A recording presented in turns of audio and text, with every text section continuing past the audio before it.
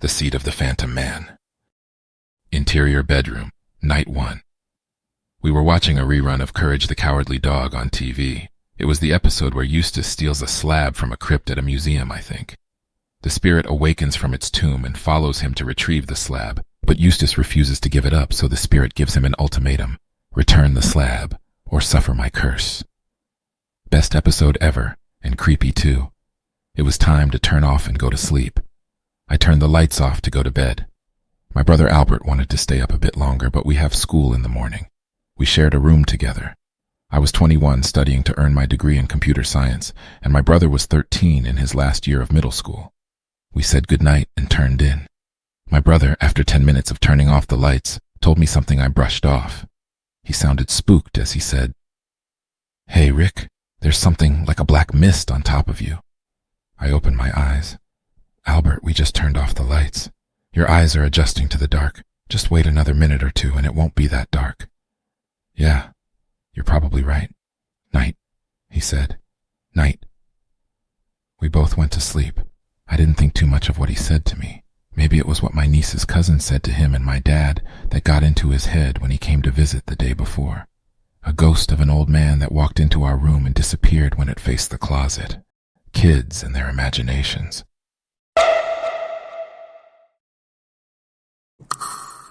Interior bedroom, night 2. I was watching Jersey Shore on the television. It was a bit past 10 p.m. I felt like a heaviness in the room. I couldn't really ponder about it. I was so sucked in the new episode I ignored it. Then my brother walks in. "Oh hey, let me guess, new episode?" he asks. "Yeah, it's almost over. I really hope Angelina gets her ass kicked." We hear our mother yell something, but I ignored her. Albert went over to see what she wanted and leaves the room. I feel like something is creeping up on me as I'm watching the episode. I look around the room thinking I might see something.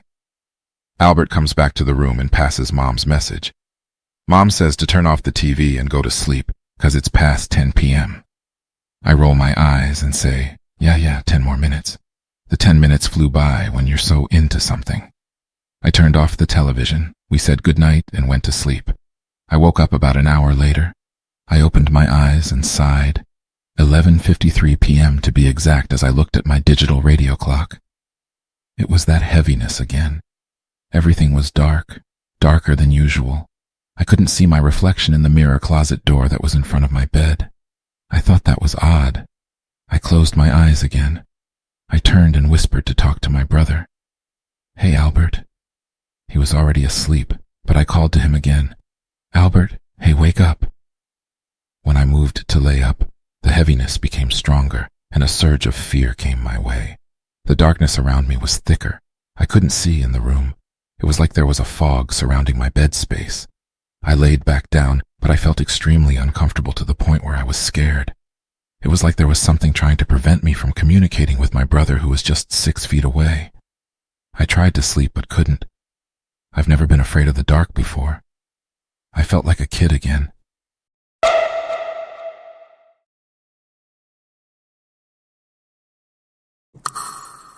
Interior bedroom, night 3. It was Friday night. This is the night my brother and I stay up late and watch Adult Swim until 1 a.m. To my disappointment, my brother had to wake up early the next day to help my dad on a side job, so we had to go to sleep at 10:30 p.m. My brother dozed off a bit after 9, leaving me to watch TV by myself. A couple minutes later, I felt uneasy for some reason I couldn't explain why. When the clock hit 10 p.m., something just creeped in with no warning, a heaviness on my chest like I couldn't breathe, the feeling of being watched, looking out at the corner of my eyes like someone was there, and lastly the fear that spread in my body that consumed me. I touched my chest. My heart was pounding as if I was in fear. Dude, what the hell? I needed my bro to check my heartbeat. It was pulsating too hard. "Albert, hey Albert, I need you to check me." He moved, but he didn't wake up. I shook him to get him to wake up, but he was in a deep sleep. Damn it, dude. I turned off the television. I laid down and closed my eyes. I felt something surrounding me. My heart began to race faster. I opened my eyes and sat up to catch my breath. Then the television turned on, but there was no image, just static. I froze. Not because the television turned on, but because there was a dark mist outlining some sort of humanoid figure next to it. Gasp. The mist moved from one side of the television to the other slowly. I was frozen again except for my eyes. I tried to speak to get my brother to wake up, but no sound came out of me. I looked over to my brother without blinking, and again I tried to make some sort of noise or move, but couldn't. Then it stepped closer. I started to whimper in the situation I was in, but even that sound was so low I could barely hear myself. I could hear the carpet crunch. Just as I blinked, in the same second as my eyelids closed halfway, the mist spewed a gust of icy wind at me. I blinked rapidly, opened my eyes, and the mist, it was just gone, and the TV was on standby mode. Just a black screen with the floating square saying, "Standby, please connect to a source." I couldn't process this logically. How could all of this happen in just a mere of seconds? I was so overwhelmed with fear and uncertainty that I fainted. I woke up at exactly 3 a.m. and didn't go back to sleep. I couldn't wait for daylight to shine in my room. I used to laugh and make jokes about people who were afraid of the dark. Now I know why. I feel safer when the light is on.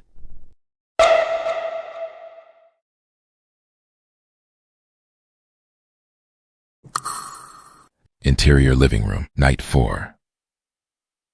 I wasn't looking forward to sleeping tonight. My parents and my brother went out to visit my mom's sister Cleo in the afternoon, and later my dad texted me that they were going to spend the night at her house, and they'll see me in the morning. If only I had the courage to tell them, and maybe they would come and pick me up and take me, so I don't have to sleep here, alone. I turn on one of the lamps in the living room closest to the hallway that leads to the bedrooms. That's going to stay on, just in case. An hour earlier, I left the kitchen light from the stove on. It's 9 p.m. I'm going to turn in early, and maybe I won't experience anything. I go over to the television and turn it off completely. I disconnect the television power cord from the wall. I seriously doubt anything will turn it on. I went to my room, but before going to sleep, I made sure I had a flashlight with me this time. Yes, I know how it sounds. I feel like a child who's afraid of the made-up, scary night tales told when I was a kid.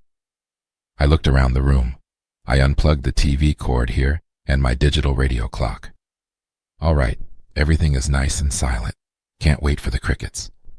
If you didn't know, crickets chirp when there is absolute silence in the area they are in. I thought it was weird that I hadn't heard them these past few days. I laid down on my bed and just spaced off in my mind. Huh? I woke up to some sort of screeching. I grabbed my flashlight and turned it on. My room was eerily pitched black. The light from my flashlight could barely shine 3 feet from me.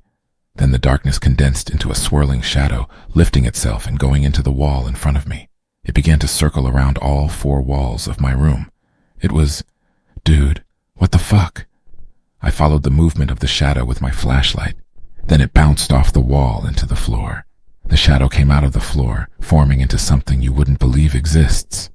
The only thing that stood out the most other than its horns were its eyes, those yellow, piercing eyes. I was in shock. I've never had this feeling before. So much terror. My vision and everything around me faded. I woke up again panicking and somewhere else. Dude. I shake my head. I can't see anything. When I move, I know I'm not on my bed, but on another surface. Why am I on the floor? My vision clears a bit. I looked around for the thing I saw. Nothing. Where's my flashlight? My vision completely clears after a few seconds as sunlight enters. How did I get in the living room? Oh man. I turn to look for the wall clock that's above the door leading to the kitchen. It's stuck at 3 a.m. Is that really the time? I have to look at my cell phone. I run to my room. Holy shit. Everything in the room is out of place. The beds and furniture have been turned on top of one another. The television set is in pieces. The cracked TV screen is on with standby mode flashing. The pictures on the wall are upside down. And last but not least, my flashlight is in the middle of the room, the light from it shining towards the ceiling. I look up slowly. That's not possible. How can I say this without sounding insane or mental? There is a face blended on the ceiling where the flashlight's light is pointing. A demonic face is looking straight at me. No leering at me. I'm paralyzed. I can't turn away or move my eyes. It's like it wants me to see it. I can't take it. Everything goes blank. My head hurts. I rise up from my bed. I rub my eyes and look around. I think I had a nightmare. I take the blankets off of me and stand in front of my bed. Nothing is out of order. So, it must have been a dream, right? Wait, where's my flashlight? Didn't I have one? I searched my room for it. I went through the bed sheets, moved the mattresses, looked under my bed and my brother's, checked the bureau drawers, and lastly behind the television. Nothing. I had a flashlight, right? I know I did. Whatever. Mom and Dad will be home any minute. The house telephone rings. Hello? Hey, Rick. Hi, Mom. You guys coming back soon with breakfast? I'm so glad she called. Nope. Sorry. No breakfast. We're going to stay the weekend. My brother came for a quick visit and he's flying out Saturday night. But can you come pick me up? I want to... What? You don't even like my brother. You don't even call him uncle.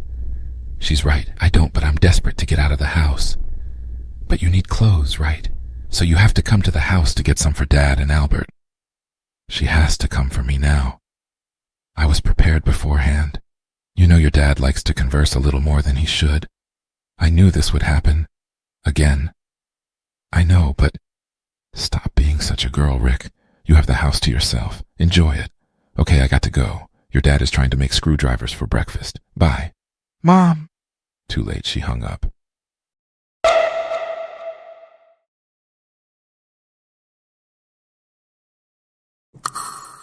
Interior bedroom, night 5. I don't believe this. Another night that I'm going to have to spend alone. It's just me, the house, no crickets, and my flashlight. Another night has come. I'll have to survive alone. I feel like I'm stranded on an island. Maybe watching television will calm my nerves. It's just past 11 p.m. Sleeping in my room is not an option tonight. I take my blankets and a pillow from my bed to the couch in the living room. There, I'm sleeping on my couch bed. For a couple minutes I watch television. Hopefully I tire myself enough that I fall asleep without noticing. I woke up about an hour later. Oh man, that was a nice nap. My vision is a bit blurred due to the light of the television that is on. Great, I left the TV on. I get up to look for the remote. I know I left it by the cable box. I stand by the TV with my back turned to it to get a better view of the living room. I'll probably spot where it is from here. I take a step forward. No way. The remote is floating right in front of me. Gasp. The remote control just drops to the floor, shattering into pieces. I hesitate for a second. I need to get out of here. I sprint to the couch, grab the flashlight, and head towards the front door of the house. Ah! Some invisible force has me gripped by the throat. This dark shade manifests into a physical form. It stopped me dead in my tracks with one hand choking me. I need to break free from his grip. I can't. I thought ghosts were just that, ghosts, but this isn't even that. This is what the Bible scarcely talks about, the evil entities known as demons. The only thing I can compare this to is a gargoyle. This evil thing is staring right into me, my being, my soul. Its claw gripped around my throat, squeezing me like a marshmallow, staring at me with those yellow eyes, a gaze I can't break, just sucking the life out of me, and there's nothing I can do. The demon lets out an echoing growl. Garrick finally lets out his last breath. The demon speaks. Doomed they are to relive history, for they have become forgotten. Garrick's blood runs down the demon's hand from his mouth. Slowly, everything fades away. He wakes up to a time before to where it started. Return the slab, or suffer my cures. I imitate the mummy spirit. It's so creepy, Albert says. I know, it's just a show. Well, it's time to turn off. We fade into Garrick's reality. Interior. Garrick's room. Psych ward. Present. The doctor, a middle-aged man, and the new night shift nurse, age 25, working as a temp, are making their rounds, making sure every patient is ready for bed, routine checkup, and medicated. The nurse enters the room and waits for the doctor to finish with the previous patient next door. How painful, she says as she stares at the patient in the room. The doctor enters. Has our patient shown any changes? Let me check the clipboard. She grabs and looks through the clipboard hanging by the door. She reads the morning nurse's notes of Garrick's condition for the day. According to the report of the nurse from the previous shift, it states that he's been drooling and making gagging sounds in intervals throughout the day. Given his... He pauses for a moment to think of the correct word to describe Garrick's sickness. condition, that is not surprising. Garrick is sitting in a wheelchair, hooked up to multiple cords from the machine keeping him alive. The doctor examines him. He feels his pulse from his wrist, shines his flashlight on his eyes, no reaction, and checks the machine, making sure everything is working properly. How so? Shouldn't we medicate or observe him in case he chokes on his own saliva? I forgot you were recently employed. No, Garrick has been with us for about 5 years now. Every Sunday since he was omitted, he gags and drools all day and night until he finally falls asleep. Every Sunday? Has there been a Sunday where he doesn't gag or drool? No, it's the only sound he's ever made. He just needs to be fed through the IV and cleaned. How awful. What about his family? They pretend he doesn't exist, abandoned like a sick animal with no cure awaiting death. The nurse cleans his drool. And his condition? There isn't a name for it. Physically he's there, but there is no one inside the mind that responds. An empty vessel or to some brain dead.